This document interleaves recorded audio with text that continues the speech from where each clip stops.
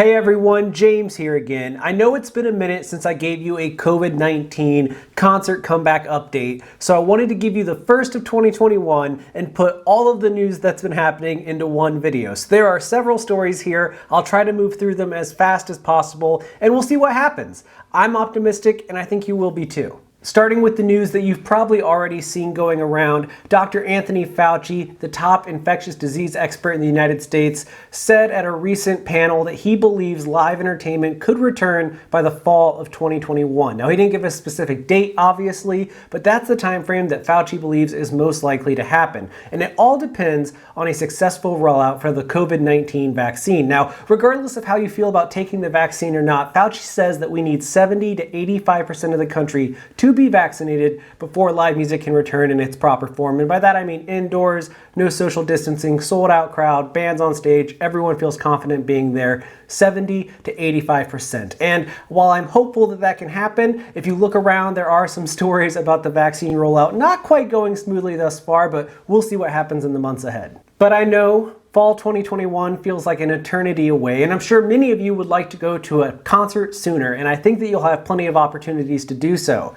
Summer 2020 was a real testing ground for the music business. People were figuring out how to make live music happen while keeping social distancing in place and testing everybody, making sure people feel safe, but also making sure everybody involved in production gets paid. It wasn't an easy thing to figure out, and there are still going to be a lot of different tests going on, but there are some proven methods that I think we will see continue to roll out this year. For example, the Caverns in Pelham, Tennessee have built an outdoor amphitheater where they have pod seating for groups of 2, 4, and 6 to sit together and enjoy live music while socially distanced from one another. That concert venue is already rolling out live music as early as March. And some other major outdoor venues like Red Rocks in Colorado have announced a full concert slate for the entirety of 2021 that kicks off at the end of April. Now, whether or not all of those shows happen or if they have to rearrange how they're working in order to keep all the guidelines in place remains to be seen, but there are a lot of venues hoping to make something happen, mostly outdoors, in the months ahead. And that doesn't even go for drive-in concerts, which I'm sure we'll hear plenty about the closer we get to summer.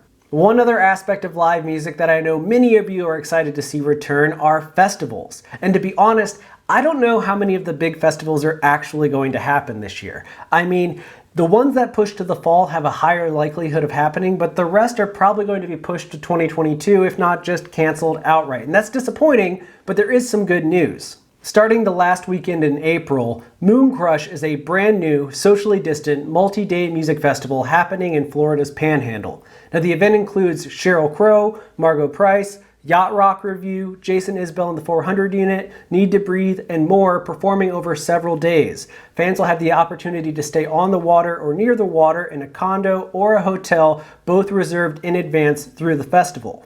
Now, of course, you're going to have to test negative for coronavirus within 72 hours of arriving at the festival grounds. There will be social distancing in place, you'll have to wear masks at all times, but if you absolutely want to participate in a music festival this year, this may be your best chance to do it. And I'm not going to lie to you, it's a little pricey.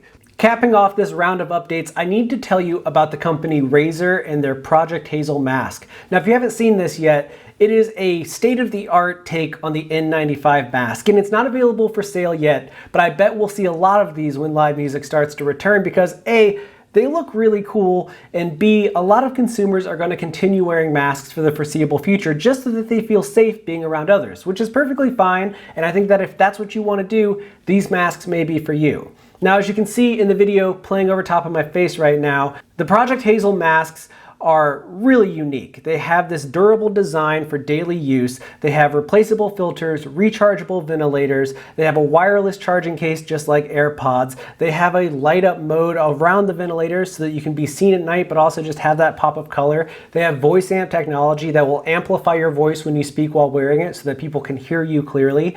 And they just have a really nice state-of-the-art design. They look like something that you would already see at a rave long before the coronavirus existed, and I'm sure that it will be seen at many raves for years to come. Now, there's no price tag on this product yet, and it's not out, but it goes to show that companies are starting to think about how to cater to people as we start to get back out there in a more social element, because this mask is only needed if you're going to be social. So companies are planning on consumers wanting to wear masks, and they're starting to deliver masks that will appeal to those consumers, and that's a sign that we're starting to plan plan or prepare in some way to get back to a sense of normalcy. Now, there are a million more stories out there about the coronavirus and its impact on the music business, some of which I plan to cover here in future updates. So if you want to stay tuned, click the subscribe button down below. I will bring you as much information as I possibly can, as quickly as I can, while also sharing emerging trends in the industry and any advice that I have to offer about how to get ahead, which, as you can see from the number of videos on this account, is a lot. So please, if you haven't done so already, click the subscribe button down below. And if you have,